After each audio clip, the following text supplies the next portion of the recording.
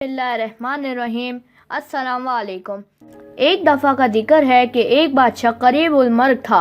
उसने अपनी सल्तनत में ऐलान करवाया कि जो शख्स कब्र में मेरी जगह पहली रात गुजारेगा उसे अगला बादशाह बनाया जाएगा। इस ऐलान को सुनने के बाद हर शख्स बहुत हैरान था और लोग बादशाह को पागल समझ रहे थे।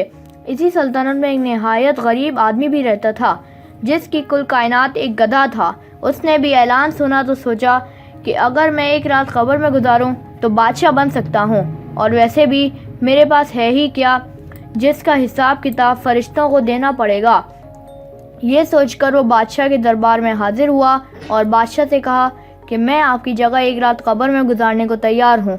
बादशाह ने उसको इज्जत के साथ मेहमान खाने में ठहराया और चंद दिन बाद ही बादशाह का इंतकाल हो गया और वसीयत के मुताबिक बादशाह की जगह उस आदमी को कब्र में दफना दिया गया। जब उसको कब्र में दफना कर सिपाही वापस चले गए तो मुनकर नकीर हिसाब किताब के लिए कब्र में आए और बादशाह की जगह किसी और को देखकर हैरान हुए और आपस में कहने लगे कि चलो बादशाह ना सही, इसी का ही हिसाब किताब कर लेते हैं। और फिर उस आदमी से कहने लगे कि फला दिन तुमने अपने गधे को भूखा रखा था, उसका हिसाब दो। और फिर उसको कोड़े मारे। फिर कहा कि फला दिन तुमने अपने गधे पर उसकी ताकत से ज़्यादा बोझ डाला था, उसका हिसाब दो। और फिर उस आदमी को कोड़े मारे।